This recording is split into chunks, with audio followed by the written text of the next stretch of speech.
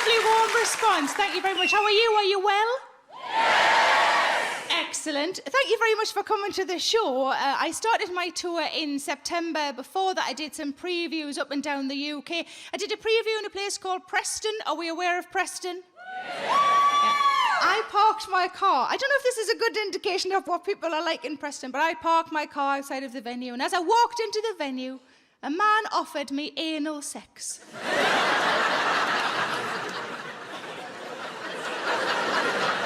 So I was late.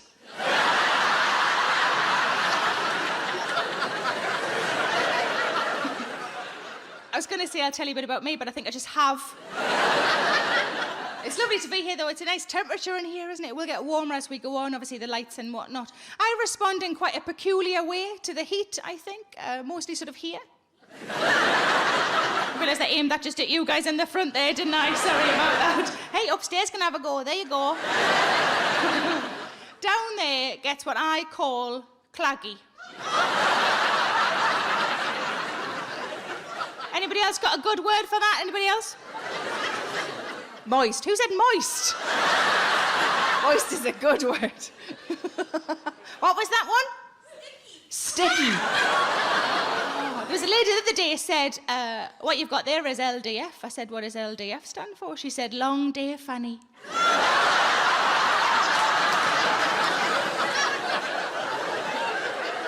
When I said claggy in Preston, a man said, oh no, we call that ready.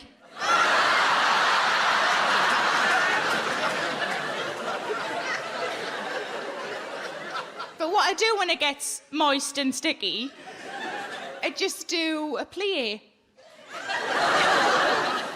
I'm not a massive ballet dancer, but if I was a ballet dancer, I would clearly be a massive one. I just do that. You only get a couple of seconds relief because it mostly just slicks back together.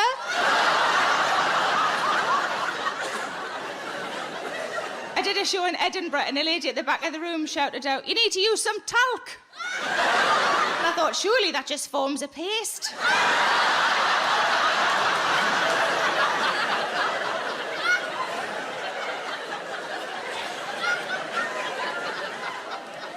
And I've got a bit of pop trivia for you. You might not know this. You know Rihanna? You know Rihanna? Yeah. She has insured her legs for $1 million. And I don't really know why, because I'm pretty sure she's a singer. Yes? Yes, thank you.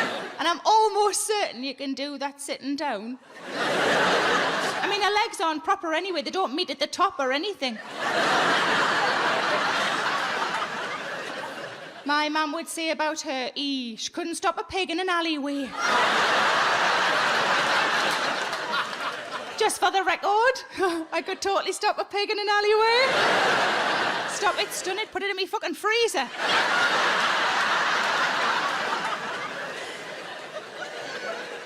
I do have a good relationship with my mum. You know, sometimes in comedy you laugh at things because it's familiar, because it's a shared experience. Sometimes you laugh because you're just glad you're not me. I think this next thing might fall into the latter category. See if this has happened to anybody else. Whenever I'm on the phone to me mum, it always makes me need a poo. Give us a woo if that's happened to you. If you're good. I've looked into it. It's a closeness issue. It means that me and those people who wooed, we love our mums more than the rest of you lot love yours. I love my mum so much it makes me shit. Try getting that on a balloon on Mother's Day. Thank God for Moonpig. But I discovered something about myself recently that I did not know. I discovered that I am a workaholic. Haven't always been a workaholic. I think it's much easier to be a workaholic when you love your job, which I do. But before this, when I had a proper job and I worked in an office Monday to Friday, I was not a workaholic. I was very happy at 5 o'clock to go, bye, fuck the lot of you. But But I read an article about workaholics by a man called Oliver Burkeman, and he said people are workaholics for one of two reasons. Either they're hiding away from something at home, or they have nothing else going on in their lives. And I realised quite sadly that I fell into the latter category. I had my job, but I didn't really do or have anything else. One of the remedies he suggested to fix this, he said, actively create meaning elsewhere. And that's what I decided to do over the last 12 months, and that is what my show is about. Now, the first thing I decided to do, I decided to buy a house. I'd lived in the same rented city centre flat in Manchester for the last 6 years, and I really wanted somewhere, I wanted a house, I wanted to settle down. I wanted a house mostly because I'd lived in flats for 16 years, and I really missed going upstairs to bed. Not through the fucking kitchen. Upstairs to bed. But I was sitting only a few weeks ago, quite smugly, upstairs in bed, thinking, this is the life. I've arrived. I'm upstairs in bed. And then I thought, shit, now I've got to go downstairs for food. But what I wanted was somewhere that makes me feel the same way my parents' house makes me feel. They've lived in the same house since they got married 47 years ago. Exactly, and this is what I wanted. I wanted somewhere that I could build memory after memory after memory. Now, I was there sort of late summer last year with my sister, the four of us just sitting around with cups of tea around the kitchen table, putting the world to rights. It was lovely. And at the exact same moment, my sister and I both heard the ice cream man. And it was like no time had passed. No words were exchanged between my sister and I. She shot me a look that said, do you want one? And I shot back a look that said, of course I fucking do. She picked up her purse and she ran out of the house. When she came back in, she told me there'd be no children anywhere near the ice cream man, just a 44-year-old woman running towards it. He'd started to pull away. She had to flag him down. And as she flagged him down, he shouted out of the window, come on, missus, you can do it. She came back in with 3 ice creams, one for me, one for her, and one for me dad, because my mum doesn't really like sweet things. And she said, where's dad gone? Because my dad was no longer in the room. I said, he's gone to the toilet. Now, I don't know what your dads are like, but my dad can lose a good 20 minutes, half an hour in there. So she started to sort of lick her ice cream and kind of tidy his, do you know what I mean? Licking hers normally, but then spinning this one round. She was like a fucking machine, licking and tidying, licking and tidying, licking and tidying.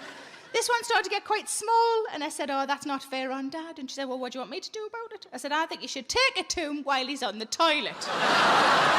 And she said, well, if I'm going, you're coming with us. So we go upstairs together. Mum and Dad's toilet is separate from their bathroom. And I said to my sister, before you go any further, you must promise me one thing. She said, what's that? I said, you must promise me that when you open that door, you keep your eyes tight shut, because you will never be able to unsee what you are about to say. She promised. She knocked on the door. My dad said, come in, like it was an office. And with her eyes tight shut, she opened the door and handed in an ice cream. And my dad said, I cannot take that. And we thought, quite rightly, because eating ice cream while you're doing this shit is disgusting, isn't it? But my dad said, I'm reading the paper, my hands are full.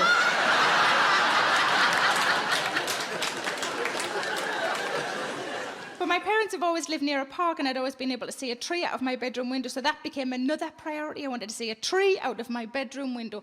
Didn't give a shit if it was on a fucking roundabout, just a tree. But it became very clear early on that I'm not massively suited to country living, having lived in the city centre for so long. I drove along a lovely country lane, and I saw a white marquee tent. And instead of thinking, oh, somebody's having a lovely summer party, I just thought, oh, someone's been murdered.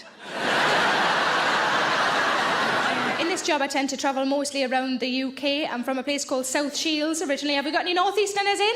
Yay! Excellent. The loud women. Hello. No, welcome. Thank you very much for coming. Because I'm from South Shields, but I actually live in Manchester now, and I mostly work around the UK. Occasionally, I get to go abroad. I went to Australia last year for the Melbourne Comedy Festival, which was great.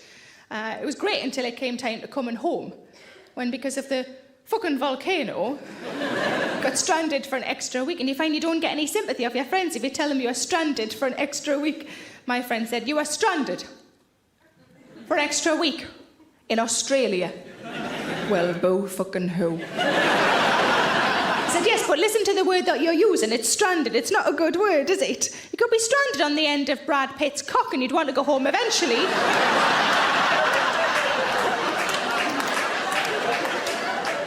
after a week or so, obviously. For snacks, if nothing else. I think that explains why his girlfriends are always so skinny. Doesn't provide enough snacks. But while I was in Australia, I got a phone call from the fraud department of my credit card company inquiring why I was spending quite so much on my credit card. She said, can I check a couple of transactions with you? And I said, of course you can. The first one was a cash point withdrawal, and I had withdrawn the money, so that was all above board. The second one, she said, you spent £102 in a place called Holt's. And I went, yeah, that's right. It's a chocolate shop. And she went, £102? And I went, yeah, it was for presents. For me. Because I was nowhere near Brad Pitt's cock. I did get a new nickname while I was out there. I've never had a nickname before. I've been called things, but that's different, isn't it? I think that's bullying. My nickname is the cake pigeon. Because whenever I walk past a cake shop, whenever I press myself up against a cake shop, I go, ooh. And because I talk about cakes and puddings on stage, sometimes people bring cakes and puddings to shows for me, which is lovely, but can sometimes be a little bit weird. So a lady came up to me a few months ago. At the end of the show, she handed me a small round fruit cake and she said, this is for you. And I said, that's lovely, thank you very much, what a nice thing to do. And she said, I'm sorry, it's just that. But it's all we had in. I said, have you been looking through your cupboards? It's not the fucking Harvest Festival, pet. You bought a ticket, you can just come to the show. Which really pissed off the woman behind her who was standing with a tin of fucking peaches.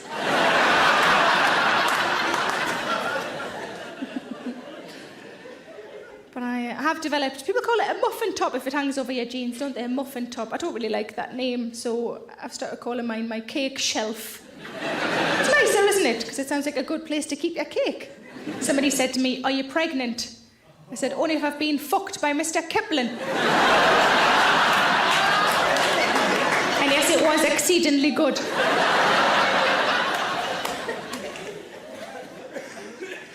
But I'm a bit of a worrier. I don't worry about age anymore. I'm 35. I'm past caring about age. I did worry when I was about to turn 30. I worried about turning 30. So I asked a few friends who were also approaching their 30th birthday how they thought it was going to affect them. One guy said it means I'm closer to retirement, which I thought was a good, positive way of looking at it. But my favourite answer came from a bloke who said, I just need to make it to 34 and I've beaten Jesus at living. But I was going to say I worry about me weight, but not enough to do anything about it yet. Although I bought a cross trainer, but apparently that's not enough. Just to buy it. Although to be fair, it's in the spare room, and whenever friends stay over, I have to move it into the hall, and then back again, and I break a sweat, and I think, ooh, it's paying for itself. I think the problem is just the fact that I eat whatever I like and I don't give a shit. Some people who are very similar to me, and you're just... It's probably the longest their mouth's been open without some fucking food in it. Exactly the same as me. It's a fucking hobby. No, I think because I was in a restaurant with my friend and I said, I like it in here because they've got multicoloured food. And she said, I think you'll find they're called vegetables. But I don't worry anymore about the fact that I can't really see me fanny.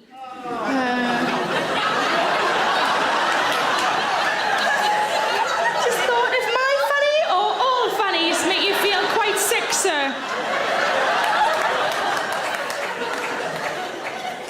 Is it my fanny in particular? You're just not a big fan of fannies?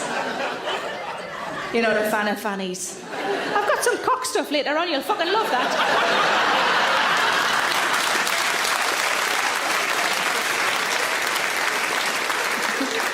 I don't need to say me fanny anymore anyway, because I've got people for that now. Well, person. People sounds bad, doesn't it? Well, there's two. It's a job share. I can't see me fanny because of me belly, but I can't see me belly because of me tits. Hooray! As long as they stay, I'm all right. If they go, I'm fucked. Well, probably less so.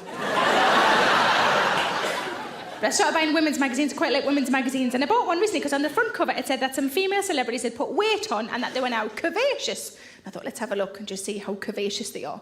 So I flicked through, and the fattest woman in there, it said that she had ballooned. I repeat, she had ballooned to a size 12. Size 12. I give my right arm to be a size 12. My right arm might be a size 12. But I've discovered the most horrific way you know you've put weight on. I don't think this is commonly known, so I feel like I should sort of spread the word. This happened to me in January, and it is genuinely upsetting. Where my boyfriend lives is a block of flats, and round the back of the block of flats is a car park. In order to get into the car park, you have to go through like a barrier, like an arm that lifts up when it senses a car is near. I mean, I was carrying 2 big bags of shopping, but it still thought I was a Peugeot 206. But a friend of mine... actually, no, I'm not going to call him that. It's not appropriate. I'm going to call him a male acquaintance. Let's do that. A male acquaintance of mine with whom I have never had a dalliance said to me, you know what? If you lost a couple of stone... I said, the rest of this better be a fucking equation.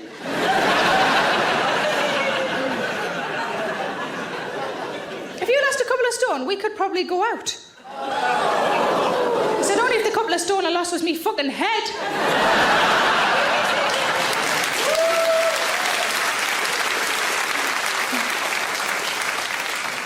But I was on holiday with my boyfriend last year, and he lifted me up like in a romantic fashion, you know, and put me down again, obviously, in a different place. Otherwise that would just be weird, wouldn't it? But I had to guess the way to the lady stall at the fairground. Too fucking much. And when he put me back down, because I'd been reading a bit of Jane Austen on holiday, I came over all sort of... like I needed a fan. And I said, was I very heavy? And he's supposed to follow the lead and say something along the lines of, why, you weighed no more than a dried leaf. Well, he didn't. He went, manageable.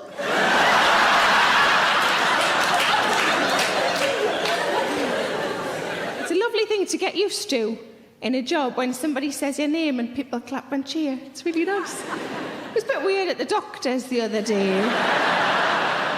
Because no one fucking clapped. Every time I said clap, I think they thought that's what I had. But I was having a bit of a faff on Twitter, backstage. Give us a cheer if you're on Twitter. It's fun, isn't it? It can be fun. It's also a little bit weird sometimes. Got a message from a fella a few weeks ago. He said, I've got a bit of spare time on me hands, and I don't know whether to watch some porn or you. That struck me as being quite odd. I don't really know anything about porn, but from what I can gather, it's sort of fantasy, isn't it? Sort of unachievable things, isn't it? Whereas I put myself firmly in the bracket of achievable. So that man's fantasy is a middle-aged, slightly overweight woman who just witters on. Just wander around Asda, there's hundreds of me. Look along the end of your sofa, you might well be fucking married to one of me.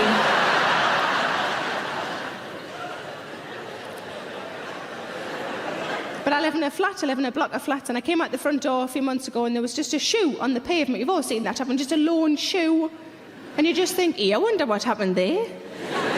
And then you carry on with your day, which is exactly what I did. But a week goes by and the shoe is still there. It's now joined by a man's shirt. A couple of days after that, same shoe, same shirt, pair of man's pants. Now that is one woman just really slowly dumping her boyfriend. Am I going to come out in 6 weeks' time? There's going to be a big pile of clothes and just a severed cock on the top. I mean, I haven't dumped anybody in a while. Is that still how we do it, girls? Is it? Yes, it is. Oh, good to know. Thank you. But I decided probably about 6 months ago now to try to sort of better myself. And I'm not really bothered about losing weight, but I quite like the idea of getting fit. So I thought I'll get myself an exercise DVD. Now, you know when your partner goes shopping and they say, do you want anything? And they want you to say no, but instead you give them a list. I love doing that. Sometimes I just make shit up I don't even need. Just to see the look on his face. He looks at the list, he goes, what's the difference between a tangerine and a satsuma? It's a test. So I said, could you get us an exercise DVD, please? Just a basic one, like a bog standard, like a beginner's guide. And he said, no problem. And he came home with Davina's Buff Your Abs. And I thought, well, I'm going to have to lose 3 stone before I can find me fucking abs. So I took it back to the shop and I swapped it for the one that I wanted, which was, you know, just Fat Lass Has a Go. For the sequel, Fat Lass Tries Again. And I watched the first few minutes, and you know how it's always a celebrity and a trainer, isn't it? Because the celebrity's the one that sells the DVDs and the trainer's the one that knows what they're doing. I watched the first few minutes. They were both laughing at nothing. It was very unnerving. And the trainer said to the celebrity,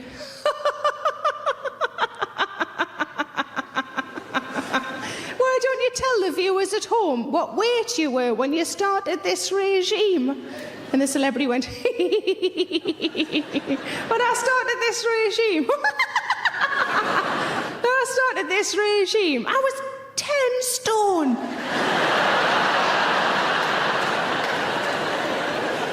I realised then that I'm aiming for her start weight. But my friend said to me, just get some exercise equipment. If you buy it, you've got it at home, you'll use it all the time. And I thought, bless her cotton socks, she's got no idea, has she? That's not how it works at all, is it? I've got a cross trainer that I've had for 3 years. I've used it twice, and I've got the feet level so I can put books on them. But my friend said, get a treadmill. She said treadmills are really good. Give us a cheer if you've never owned a treadmill. Exactly, because we clearly know something that she doesn't, that you can still have the benefits of a treadmill without having to actually buy a treadmill. All you need is some socks and a slippy floor. What we'll do is we'll be sitting side by side on the sofa, me and me fella. He'll get up to get something, probably a packet of biscuits. And when he gets up, I just hold on to the back of his pants. And he does this for a bit. And then I twang it back into place. He gets some exercise, I get a look at his arse. Just like in a proper gym. But I like to eat. I don't think it's a fault to enjoy your food. Give us a cheer if you enjoy your food. I sometimes think I might have a tapeworm, but that it's just full.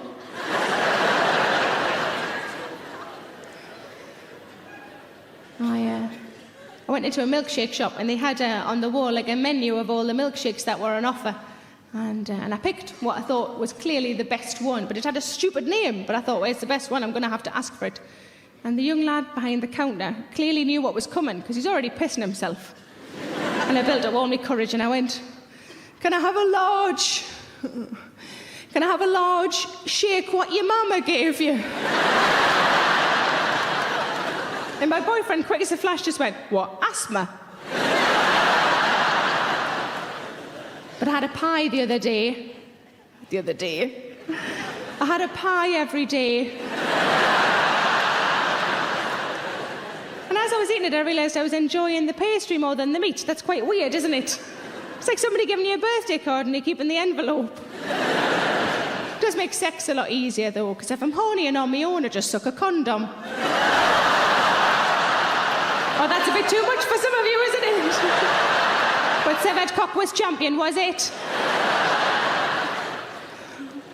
But I am trying to eat more healthily. I am trying. I went to the supermarket recently with my friend, and we wanted to get some crisps. And we wanted to get the proper size bags, you know, not like the little ones that you get for when Bane's around. You know what I mean? Like the proper adult bags, you know, the ones that you've got to empty into a bowl that you'd normally mix things in. My friend spotted that there was an offer on, and she wanted Doritos and I wanted Sensations because I'm a bit posher than she is. And but the 2-for-1 offer didn't go across brands, and we were quite sad by that. And she said, you know what we should do? We should just get 2 bags of each. And I grabbed her hand and I went, you know what? Sometimes you've just got to let these offers go. But I am trying to eat more healthily. I had an apple. Thank you. It's a couple of months ago. I put it in my handbag on an optimistic Monday. And by the Thursday, there weren't any Kit Kats left. And I was hungry and I thought, I'm going to have to find this bloody apple. So I rooted around in my bag and I found it. It was prematurely bruised and battered because it had been in my bag for so long. And it had pen on it. But I was starving. So I peeled off the clean panty liner and I ate it.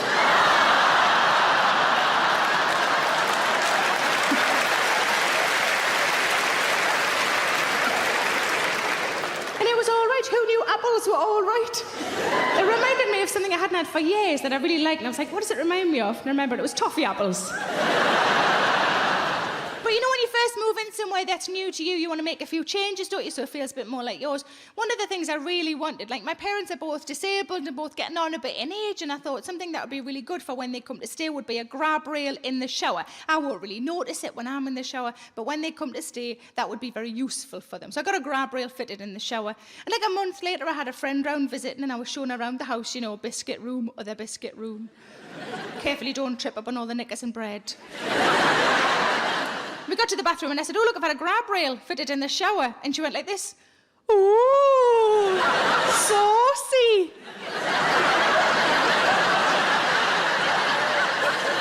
I said, I don't know what you're talking about, but I'm trying to keep pensioners upright. And I told my dad because I thought he'd find it funny, and he went, nah, for that sort of business, you need two of them.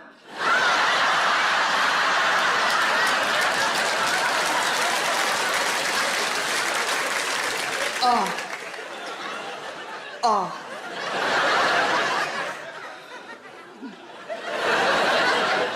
Another thing I really fancied a little stool in the bathroom. That sounds really bad. That sounds bad, doesn't it sound bad? Like a table, I suppose. One of my luxuries is I like having a cup of tea when I'm in the bath, and I thought, wouldn't it be great to have a special place to put my cup of tea? And maybe I could also put a book or a magazine on there to read in the bath. How nice would that be?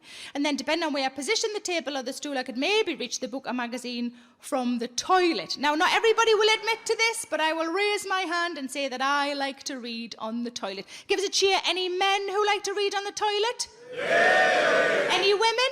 Yeah. See, interesting, because one of my friends said to me, you don't tell people you do that, do you? I said, yeah. She said, I don't think you should. I said, why not? She said, I don't know, I don't think it's very ladylike.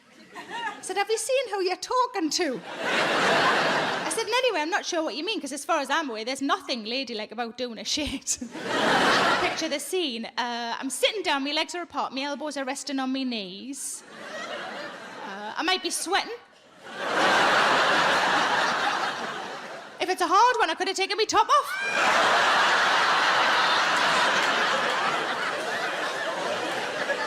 But to make up for all of that, I do it exactly the same, but to make it ladylike, I do it all in a fucking bonnet. Those two words aren't together often enough for their fucking bonnet. You're never going to get that inner Pride and Prejudice, are you? Why, Mr. Darcy, what do you think of me fucking bonnet? Second thing I decided to do, I decided to get a pet. I've always grown up with pets, and in my teens and in my 20s. And then there's something about the lifestyle of being a comedian that means you're on the road a lot. It's not really conducive to having animals at home. And then I thought, you know, I've done this 8 years. Maybe it's time the lifestyle worked around me for a change. So I really wanted a cat. I got a cat 2 years ago. I got another cat last year. My fella seems to think I just wanted 2 cats. He doesn't realise it's now an annual event. The second cat we got is a rescue cat. She was just left outside of the vet's in a box overnight, just left. And she's lovely, she's very affectionate. Whenever my fella picks her up, she starts purring straight away, and he looks her right in the face and he goes, who would abandon you? Who would abandon you? I said, stop saying that to her. It's like somebody saying to me, who would divorce you? Someone fucking did.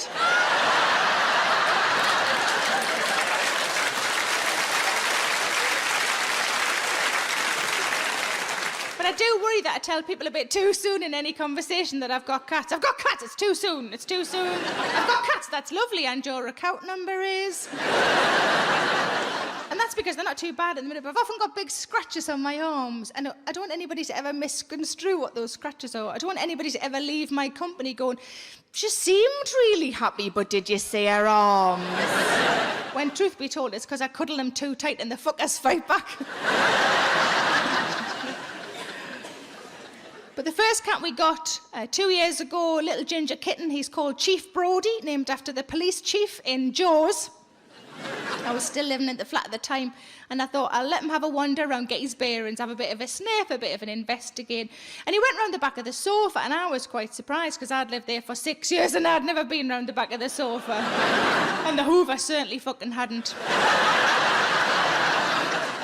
And he came back round with what can only be described as 4 big grey fluffy slippers on.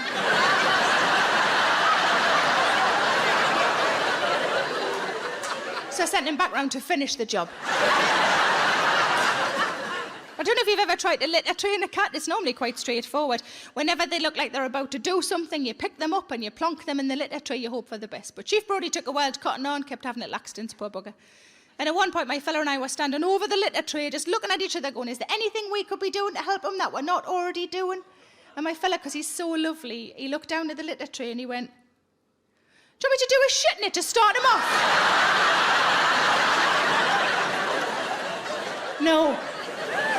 No, I really don't. It would be end to end.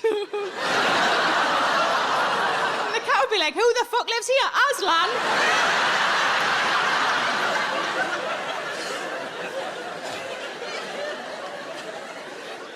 But I have 2 friends who look after my cats when I'm away from home. One of them is an animal lover, one not so much. Give us a cheer if you consider yourself an animal lover. Give us a cheer if you're not really bothered. It's totally fine, isn't it? It's totally fine. My friend who is the animal lover, she looks after them because she loves them. My friend who isn't the animal lover, she looks after them because she loves me. It's very sweet. So the friend who is the animal lover, when she looks after them, she'll take a photograph of them to send to me, and underneath the photograph, it'll say, hiya, ma'am. Because they call me ma'am. It's not weird. Fuck off. And I know that we're close because whenever I see them, they always need a shit. I say, hiya, ma'am, we miss you, we'll see you soon, and it settles me. Wherever I am in the country or the world, it settles me because I know that they're safe and that they're happy. My friend who isn't the animal lover takes a picture just the same, but underneath her picture, it'll say, here is the photograph you requested. They are still alive, I will check again tomorrow.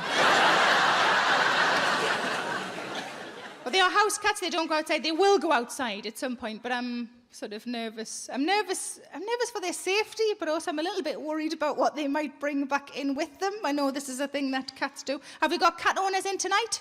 Yeah. Quite a few of you. Now, I know that whatever they bring in, be it a mouse or a bird, if it's still alive, I'm to try and catch it and put it back in the garden, and if it's dead, I'm to put it in the outside bin. That's fine. But what I don't know is what I'm supposed to do if whatever they bring in is still a little bit twitchy. Has this happened to any of you? Yeah. Oh, nearly all of you. This is horrible. Let's get some suggestions what you think I should do. Let's start at the top. So anybody in the top section got a suggestion what I should do with a half-dead animal? Shout out. Put a bucket over it. Put a bucket over it. Have you done that, love? Yes. Yes. What animal was it? A bird and a mouse and a rat. A bird and a mouse and a rat at the same time? Like a tiny little rubbish zoo. So are these all separate occasions? Separate. Yes, and so you put the bucket over it until... The husband came home. Oh, until your husband came home. We've got a feminist in, girls. And then what did he do? Luckily, they'd all died. Luckily, they'd all died. That is the best sentence I've heard in ages. We should all start adding that on to the end of all of our stories. Luckily, they all died. Good answer, lady upstairs. Anybody in the next section down got a suggestion what I should do with a half-dead animal? Hit it with a spade. Hit it with a spade. He didn't even have to think of that, did he? Just hit it with a spade. Hit it with... have you done that, love? Yes. Yes. Was it definitely an animal? Haven't got a couple of ex-wives in your garden or anything? Anybody else in that section? CPR. Oh, the rest of you feel like such shits now. CPR. Have you done that? Yes. Yes. What animal was it, love? Cat. It was a cat. Either option 1, she has not understood the question. Option 2, her cat brought in another cat. I'm going to go with option 2 because that feels awesome to me. Anybody in the next section down got a suggestion what I should do with a half-dead animal? Give it back to us so we can finish it off. Give it back to the cat, so we can finish it off. And when you say finish it off, all right, sorry, you mean eat it? Okay, sorry, I wasn't.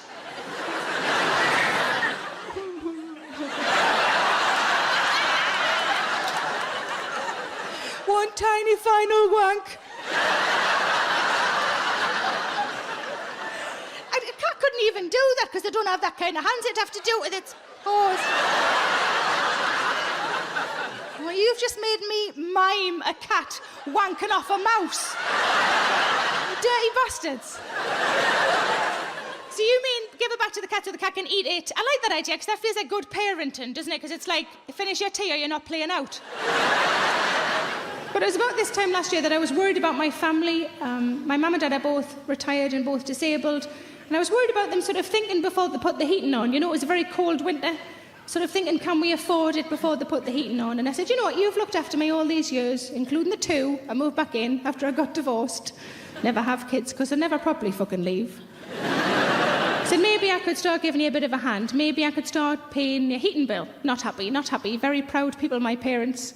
There's a lot of sort of wrestling went on. I mean, verbal. I wanted to have my dad on the floor, popping out hips willy-nilly. And they eventually agreed. They still weren't happy about it, but they agreed it's the most sensible option, started to pay for the heating bill. A month later, I went to visit them. My dad opened the front door, and he was just wearing vest and pants.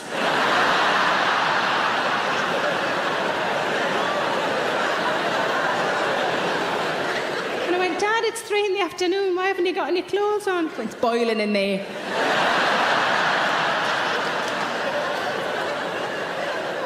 And I heard my sister shout from the kitchen, we've never even been on holiday anywhere this hot.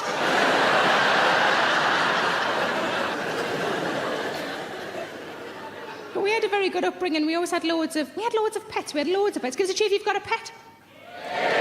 I'm very jealous. I'd love to have a pet. I don't have that kind of lifestyle. I'm away from home too much and it would be cruel. So me and my fella, when we've got a bit of time off, like an afternoon off, we like to go to zoos and aquariums. But you can't always do that because those places are expensive and they take up a lot of time. So we have perfected the art of wandering round pets at home. You got to go in with a lot of confidence, you know. Like you could totally own a fish, you know. To be fair, I sometimes wander around baby clothes shops and I haven't got a baby. That's a lot weirder. I always think I can pass as a new mum because I've got a bit of a belly and I always look knackered. And if I think anybody's suspicious, I just lob a boob out. That doesn't work in Pets at Home.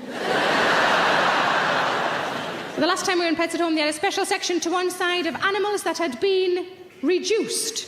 Just let that sink in for a second. Reduced. It was one of the saddest things I think I've ever seen.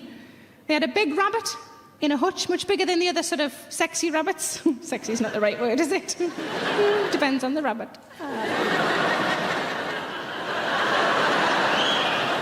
Thank you. And the big rabbit, to make it that little bit more heartbreaking, they'd written a sign for it in the first person. And the sign said, "Hi, I'm Honey. I'm a little bit bigger than the other rabbits. I'm a little bit older than the other rabbits. Please take me home." I thought you never expect to come face to face with a rabbit equivalent of your teenage self. I didn't buy it. It's got to learn. Well, we had loads of pets when we were kids. We had rabbits and budgies and hamsters and fish and dogs. We had loads of things. But whenever they died, we were never told that. We were just told some story instead, some lie. Anybody else have this? Yeah. What lies were you told? Shout out. Gone to a farm. What animal was it, love? A dog. Oh, it's still in your voice, isn't it, Flower? Dog. Farm, dog. Can't talk anymore. There was a lady the other day, she said, my rabbit never died. I said, what? My rabbit never died. It's just sometimes a different colour.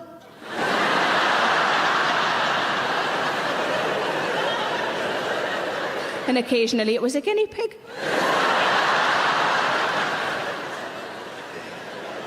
Any others apart from the dog on the farm?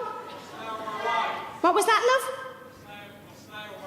Your snail ran away. Snail's not a pet, love. But did it have a name? No. That's why it ran away, Flower. You didn't give a shit. Any others? Swam down the toilet. I take it was a fish, was it, love? Yes? Yeah, it was a... Oh, bless you. Yes. Ooh. Went for a holiday in the Lavy. There was a lady the other day, she said that she'd had a goldfish, and when it had died, she'd been told that it swam away out of the bowl. While I was talking to her, but a chat broke out at the other side of the audience, and I thought I'd better see what's going on over here. So I finished with a lady whose fish had swam away out of the bowl, and I looked across here and I said, what's going on? And over here was a lady in her 50s, another lady in her 70s, potentially mother and daughter. And I said, what's happening? What had happened? The lady in her 50s had gone, hey, that's a shame, isn't it? That lady was lied to about her fish swimming away. Because my fish actually swam away, didn't it, ma'am? And the old lady was pissing herself laughing. But we had the farm one. We were told gone to live on a farm to keep an old man company. When it happened to our dog, we were gutted. When it happened to me nana, we were thrilled. But my favourite one was a young Geordie lad when I did the Edinburgh Festival last year. He said he'd had terrapins and he'd been told they'd left to join the Teenage Mutant Ninja Turtles.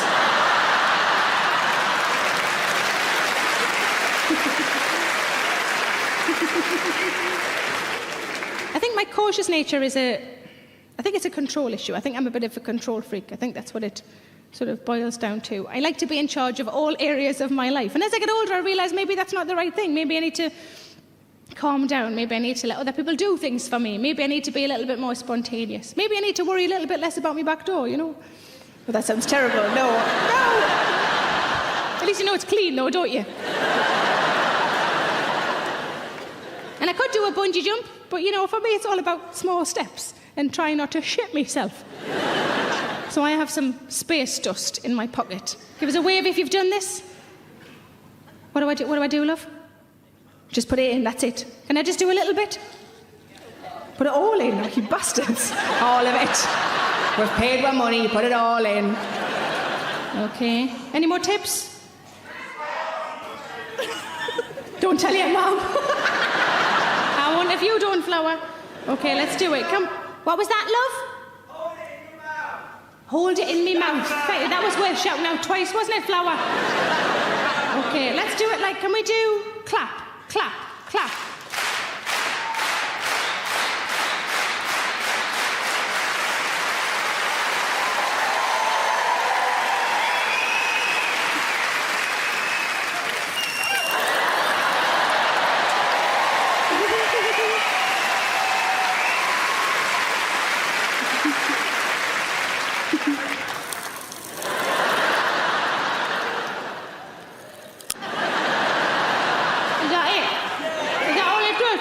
Is that it? Is that all it does? 36 years, is that fucking it? My mum thinks this is drugs. What about if I put it somewhere else? Not now, don't start clapping.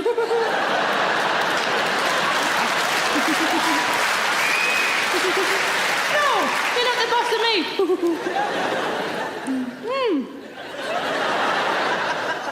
I was trying to wash it away. It appears to have made it a lot worse.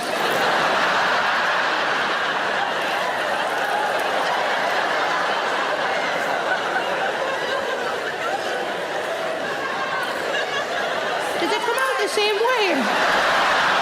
Surely the most ridiculous of all of the things we are supposed to do to ourselves is anal bleaching.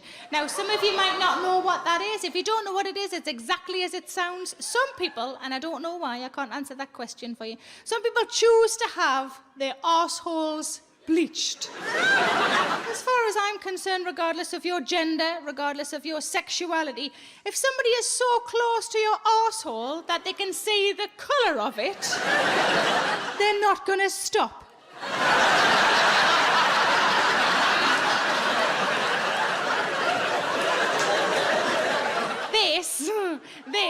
never going to happen. Smack.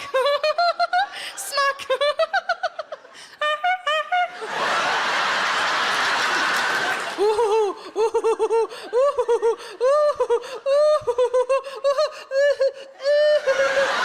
Oh, sorry, love, I don't do that colour.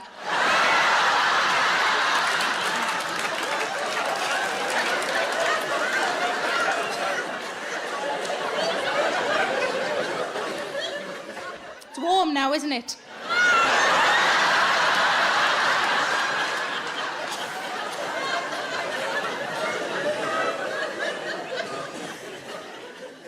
Now, let me tell you a story now, if I may.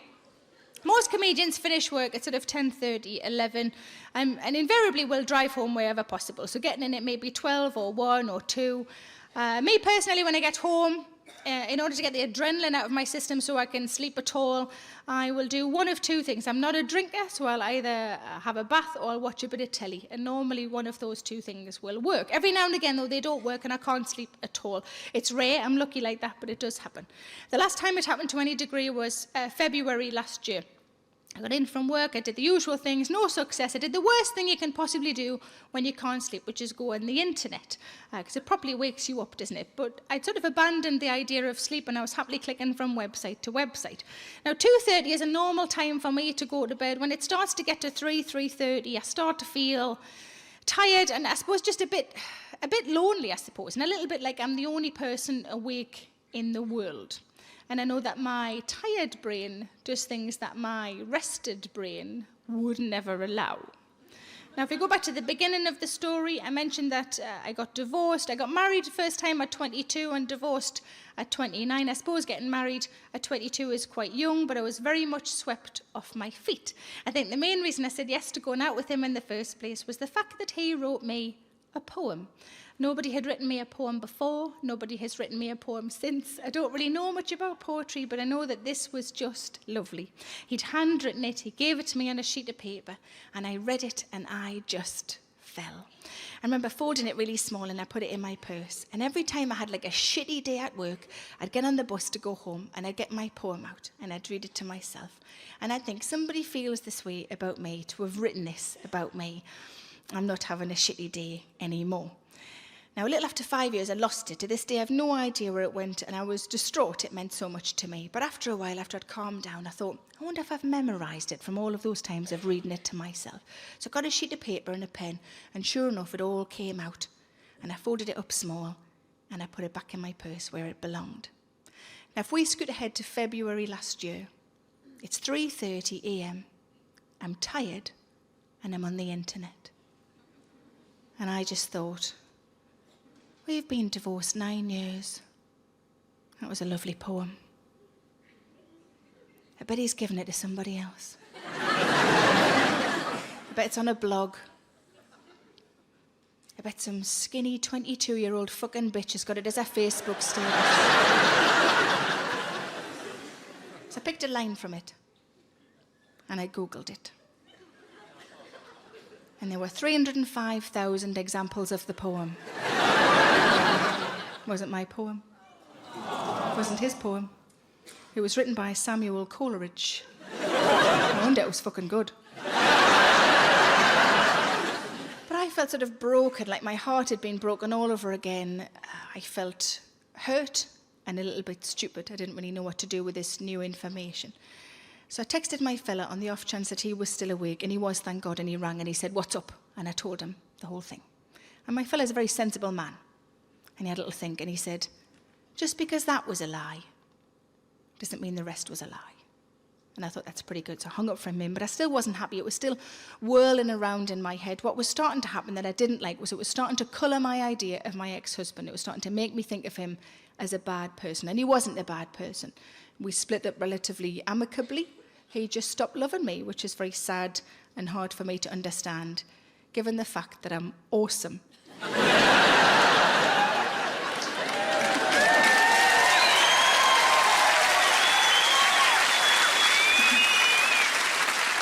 Good, I'm glad you agree. But But it felt to me like he was a bowl of clear water with a drop of blue dye about to go in and colour the whole thing, and I didn't think that was fair on him. And I was thinking, I wonder if I can come up with another example of something similar. Somebody who is inherently good, but has done one bad thing, but you still think of them as a good person. And I racked my brains and I could think of no one. I did, however, think of an example of the opposite. Somebody who was inherently bad, but had done one good thing, but I still thought of them as a bad person. And that person was Margaret Thatcher. Now, I understand the concept of not speaking ill of the dead, but I also understand that I told this story for the first time while she was still alive. And coming from a mining background, I will not allow her to ruin my show.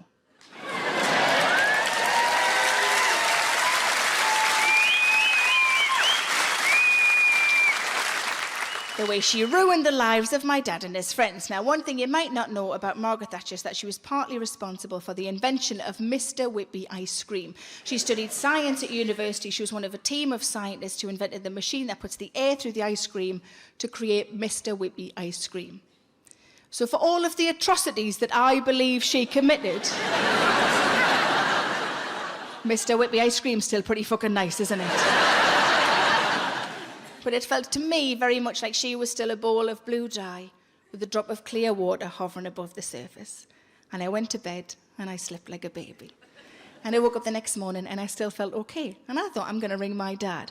Now, my dad is an exceptional listener. My dad is my second port of call, always after my fella, if I have anything troubling me. And I told him the whole thing and he listened very quietly.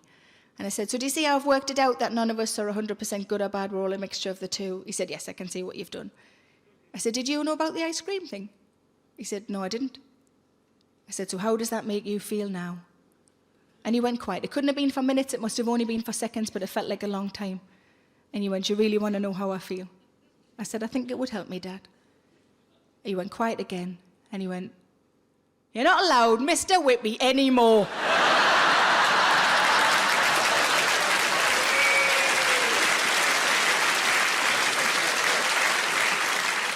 In the space of about 6 hours, I'd lost my poem and Mr. Whippy for life.